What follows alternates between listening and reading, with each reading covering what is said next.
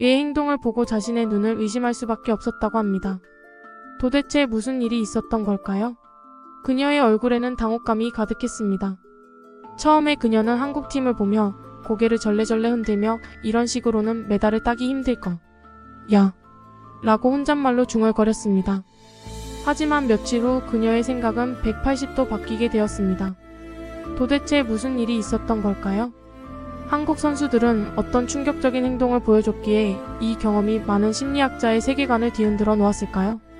그리고 이 사건은 올림픽 전체에 어떤 파장을 일으켰을까요? 이 놀라운 이야기의 주인공을 따라가 보겠습니다. 당신의 생각도 뒤집어질지도 모릅니다. 안녕하세요. 제 이름은 오데포 손필드예요. 저는 34살이고 영국의 작은 마을에 살고 있어요. 저는 스포츠 심리학자로 일하고 있습니다. 아세요? 저는 운동선수들이 정신적으로 더 강해지도록 도와주는 일을 해요. 경기 중에 집중하고 자신감을 유지하며 침착하게 만드는 방법을 가르쳐 줍니다. 꽤 멋진 직업이죠. 매일 아침 저는 아늑한 작은 집에서 일어납니다. 집의 벽은 부드러운 파란색으로 칠해져 있고 유명한 운동선수들의 사진이 곳곳에 걸려 있어요. 아침으로는 주로 잼을 바른 토스트와 큰 컵의 차를 마시며 이 사진들을 보곤 합니다. 왜 이 일을 하는지 다시 한번 생각하게 돼요. 아침을 먹고 나면 사무실로 가요. 멀지 않아서 짧게 걸어가면 돼요. 가는 길에 빵집을 지나가는데 신선한 빵 냄새가 정말 유혹적이죠.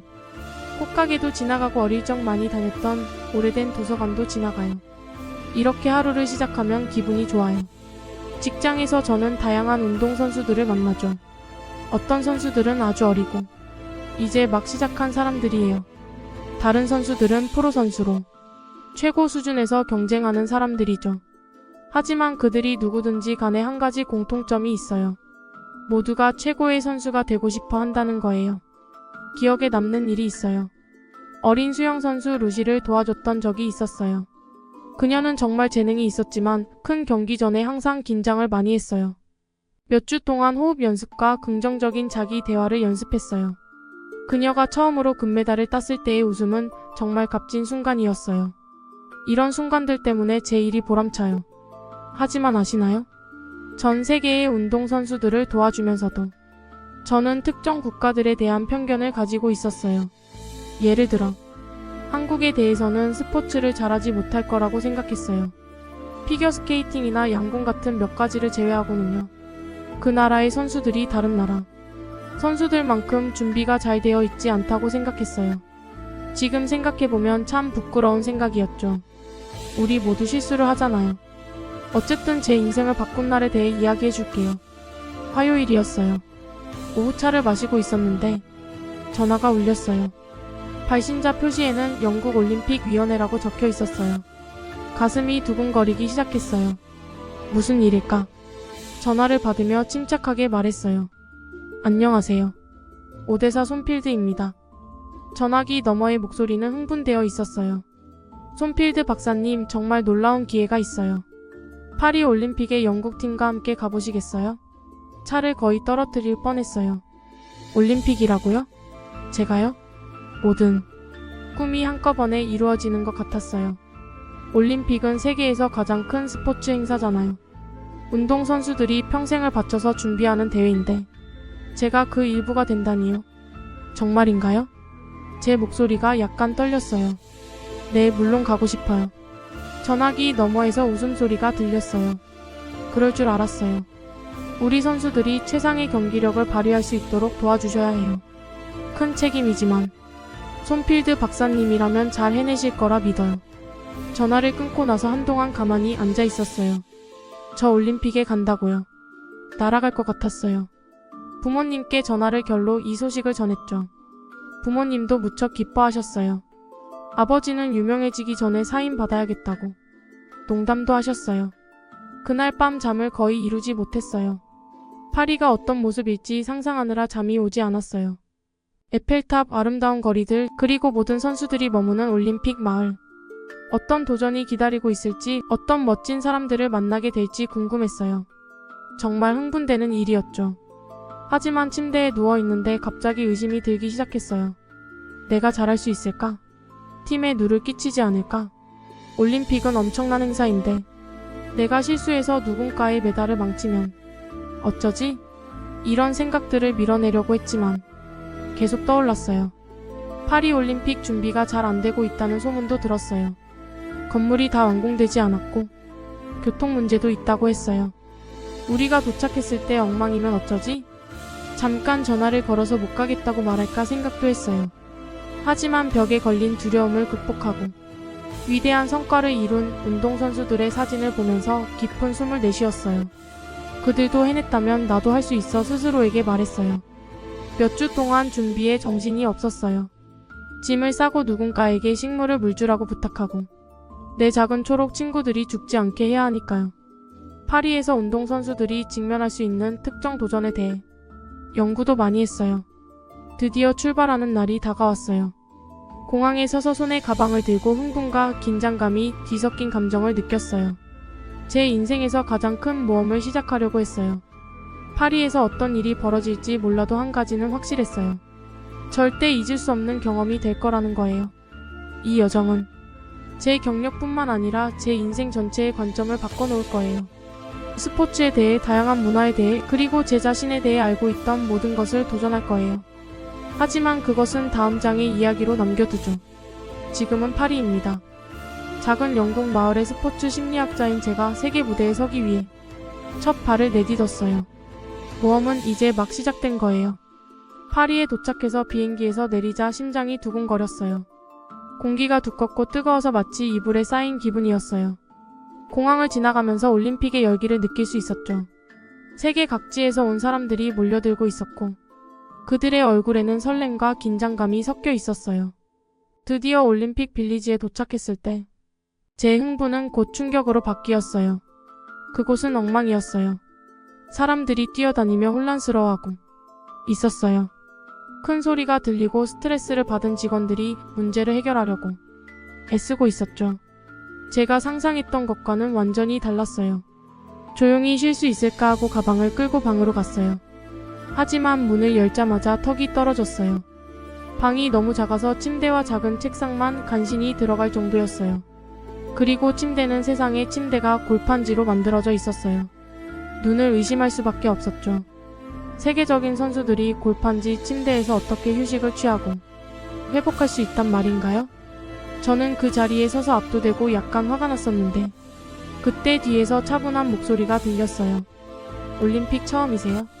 돌아보니 남자가 상냥하게 웃고 있었어요. 그는 자신을 한국팀의 트레이너 김민수라고 소개했어요. 저는 짜증을 숨기며 고개를 끄덕였어요. 항상 이런가요? 주변의 혼란을 가리키며 물었죠. 민수 씨는 부드럽게 웃었어요. 올림픽마다 도전이 있죠. 하지만 걱정하지 마세요. 보통 며칠 지나면 정리가 돼요. 그의 차분함이 전염되어 저도 조금 진정되었어요. 우리는 이야기를 나누기 시작했고 민수 씨는 이번이 3번째 올림픽이라고 했어요. 그는 빌리지를 탐험하는 팁과 이 경험을 최대한 활용하는 방법을 알려주었어요. 대화를 나누면서 그가 얼마나 준비를 잘했는지 알게 되었어요. 그는 냉각조끼, 특별 간식, 방을 위한 작은 선풍기까지 가지고 있었어요. 며칠 동안 저는 한국팀에 대해 더 알아가게 되었어요.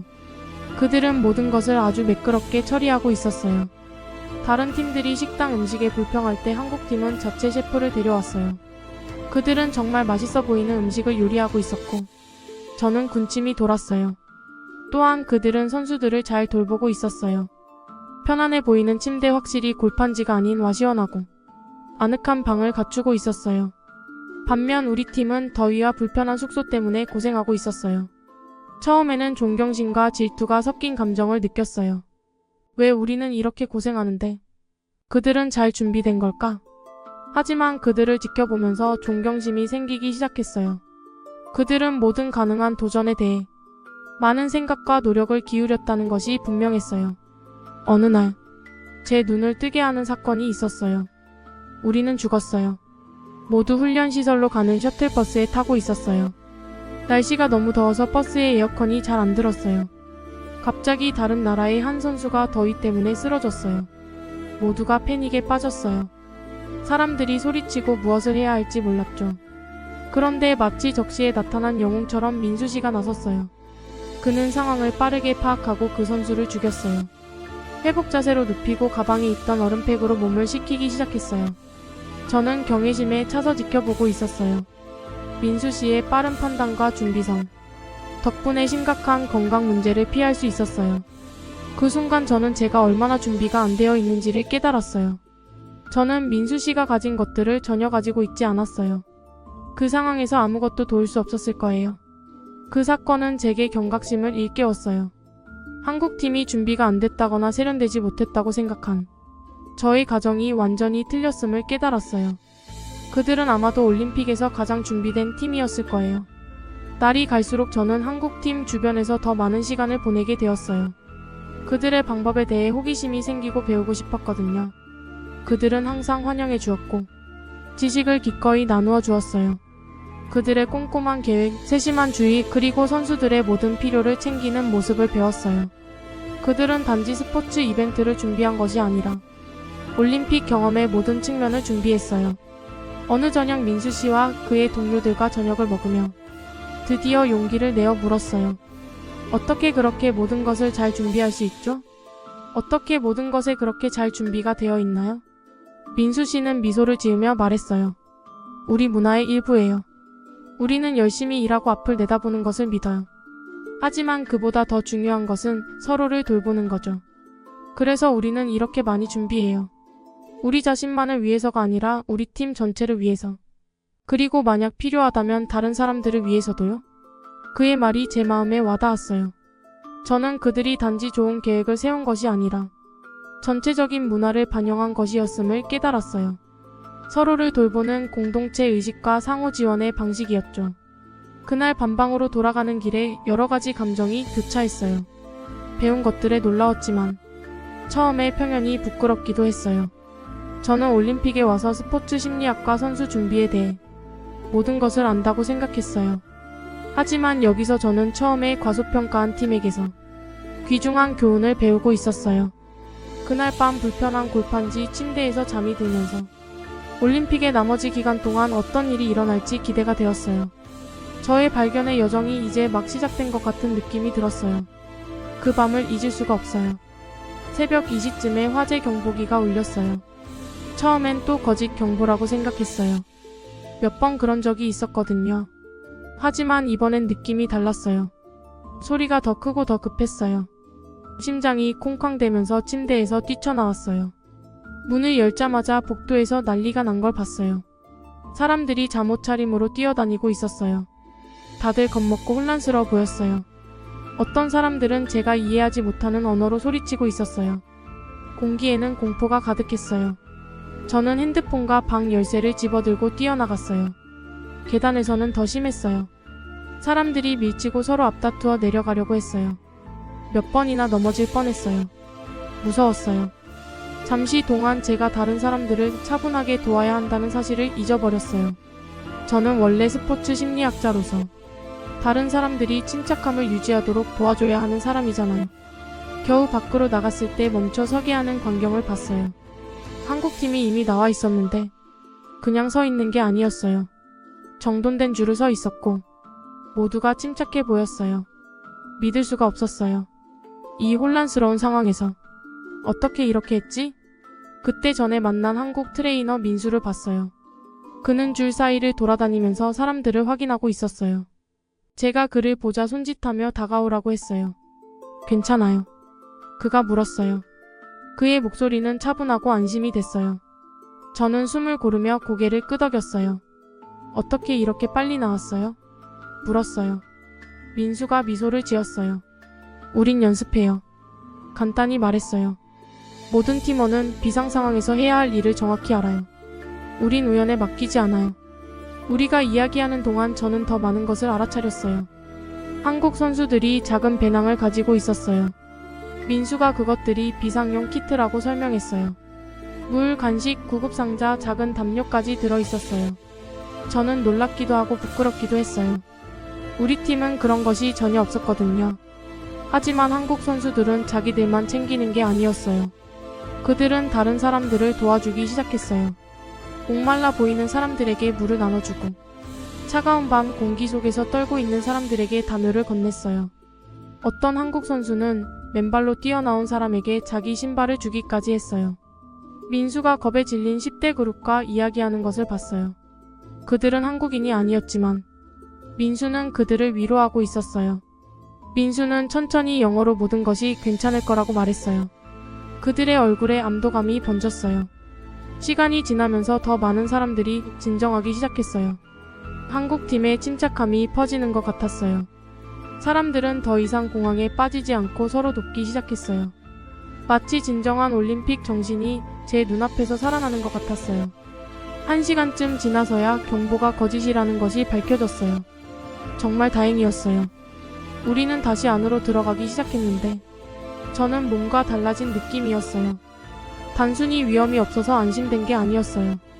제가 본 것들에 감동을 받았어요. 돌아가는 길에 민수에게 다가갔어요. 고마워요. 제가 말했어요. 오늘 밤 당신과 당신 팀이 한 일은 정말 놀라웠어요. 민수는 놀란 듯 보였어요. 우린 특별한 일을 한 게 아니에요. 그가 말했어요. 이게 우리가 믿는 사람들이 해야 할 행동이에요. 우리 모두 함께 여기 있잖아요. 그의 말이 깊게 와닿았어요. 처음에 한국팀에 대해 가졌던 생각이 얼마나 잘못되었는지 깨달았어요. 그들은 단지 스포츠를 잘 준비한 것이 아니었어요. 삶을 잘 준비했어요. 그리고 그 이상으로 그들은 다른 사람들을 배려했어요. 자기 자신만이 아니라. 그날 밤 침대에 누워 잠을 이루지 못한 채 제가 본 모든 것을 생각했어요. 혼란, 두려움, 그리고 친절과 조직력. 제 편견과 그것이 어떻게 깨졌는지 생각했어요. 그 순간 올림픽이 제게 예상치 못한 방식으로 변화를 줄 것이라는 것을 알았어요. 단순히 스포츠에 관한 것이 아니었어요. 다른 사람들로부터 배우는 건 제 제한된 시야를 넘어서는 것을 배우는 것이었어요. 다음날 아침 저는 결심했어요. 한국팀으로부터 더 많이 배우고 싶었어요. 그들이 어떻게 그렇게 강한 공동체, 의식과 준비성을 발전시켰는지 이해하고 싶었어요. 그리고 그 이상으로 우리 팀에도 그런 정신을 도입하고 싶었어요. 스포츠 심리학자로서의 역할이 단순히 운동선수들이 스포츠에서 더 잘하도록 돕는 것만이 아니라는 것을 깨달았어요. 그들을 더 나은 사람으로 인생의 어떤 상황에도 준비된 사람으로 만드는 것이었어요. 그날 아침 준비를 하면서 저는 흥분됐어요. 경기는 아직 끝나지 않았고 앞으로 더 많은 도전이 있을 것이라는 것을 알았어요. 하지만 이제 저는 그것들을 마주할 준비가 된 것 같았어요. 사람들이 함께 일하고 서로를 배려할 때 무엇이 가능한지 보았거든요. 화재 경보 사건은 무서웠지만 동시에 제게 중요한 깨달음을 주었어요. 사람들에 대해 배울 것이 많다는 것. 그리고 제 주변 사람들을 더 깊이 이해해야 한다는 것을 깨달았어요. 그날 아침, 저는 새로운 목표를 가지고 방을 나섰어요. 물론 우리 팀이 메달을 따는 것도 중요했어요. 하지만 이제 저는 다른 방식으로 승리하고 싶었어요. 우리 팀이 한국 팀처럼 준비되고 침착하며 친절한 사람이 되기를 바랐어요. 팀 미팅을 향해 걸어가면서 민수를 복대서 봤어요. 그는 웃으며 손을 흔들었어요. 저도 손을 흔들며 고마운 마음을 느꼈어요. 민수와 그의 팀은 제게 가장 중요한 교훈 중 하나를 가르쳐 주었어요. 그리고 우리는 아직 올림픽의 중반이었어요. 앞으로 또 어떤 교훈이 기다리고 있을지 기대가 됐어요. 한국팀이 얼마나 잘 준비하고 도움이 되는지 보니까 우리 팀을 위해 더 잘해야겠다고 생각했어요. 마치 머릿속에 불이 켜진 것 같았어요. 우리도 저렇게 조직적이고 배려심 있게 할 수 없을까라는 생각이 들었죠. 그래서 큰 변화를 주기로 결심했어요. 먼저 우리 팀의 음식 상황을 살펴봤어요. 우리 선수들은 에너지가 충분하지 않은 밋밋하고 지루한 음식을 먹고 있었어요. 한국팀이 직접 요리사를 데리고 왔다는 걸 떠올렸어요. 우리가 똑같이 할 수는 없지만 더 나은 방법이 있을 거라 생각했어요. 그래서 구내식당 직원들과 이야기해서 새로운 식당 계획을 세웠어요. 신선한 과일과 채소, 저지방 단백질, 통곡물을 더 많이 추가했어요. 영국의 대표 음식인 제대로 된 차와 비스킷도 준비해서 선수들이 집처럼 느끼게 했어요. 선수들은 새로운 음식을 정말 좋아했어요. 우리 팀의 스타 수영 선수 셀리가 저에게 말했어요. 무대사 이제 식사 시간이 정말 기다려져요. 열심히 훈련할 때 좋은 음식을 먹는 게 얼마나 차이가 나는지 몰라요. 선수들이 식사 시간에 웃는 모습을 보니 자부심을 느끼고 더 많은 것을 하고 싶어졌어요. 다음으로 숙소 상황을 개선했어요. 종이로 만든 침대는 정말 형편없었어요. 삐걱거리고 마치 바닥에서 자는 것 같았죠. 마법처럼 새 침대를 만들 수는 없지만 더 편하게 만들 수는 있었어요. 봄. 매트리스와 더 좋은 베개를 주문했어요. 완벽하지는 않았지만 큰 개선이었어요. 우리 체조 선수 톰은 자신의 침대가 개선된 걸 보고 저를 꼭 안아줬어요. 이제 잠을 좀 잘 수 있을 것 같아요. 라며 얼굴 가득 웃음을 지었어요. 이런 순간들이 모든 힘든 일을 가치 있게 만들었어요. 하지만 가장 큰 도전은 따로 있었어요. 파리의 날씨가 점점 더워지고 있었어요. 한국팀이 더위를 피하기 위해 쿨링 조끼를 입고 있던 걸 기억했어요. 우리도 비슷한 게 필요했어요. 스포츠 장비 공급 업체마다 전화를 걸어 몇 시간을 보냈어요. 결국 쿨링 조끼를 급하게 배송받을 수 있게 됐어요. 큰 더위가 닥치기 전에 딱 맞춰 도착했어요. 더위가 몰아친 날 밖은 마치 오븐 같았어요. 기온이 35도 이상이었고 공기가 두껍고 무거웠어요. 우리 선수들은 경쟁을 시작하기도 전에 땀을 비오듯 흘리고 있었어요. 모두를 모아서 쿨링 조끼를 나눠줬어요. 이걸 유니폼 아래 입어봐요. 설명했어요. 몸의 온도를 낮추는데 도움이 될 거예요. 처음에는 몇몇 선수들이 회의적인 눈빛을 보였어요. 우리 스프린터 잭이 눈썹을 치켜 올리며 물었어요. 오대사, 이게 정말 효과가 있을까요? 저를 믿어요. 저는 자신감을 갖고 말했어요. 이 조끼는 과학적으로 입증된 거예요. 확실히 도움이 될 거예요. 하루 종일 선수들을 지켜봤어요. 안도의 한숨이 나왔어요. 선수들이 예상보다 더 잘 견디고 있었어요. 조끼가 효과를 발휘하고 있었어요. 선수들이 더위를 이겨내는 것뿐만 아니라 그 더위 속에서도 훌륭하게 해내고 있었어요. 가장 좋은 순간은 40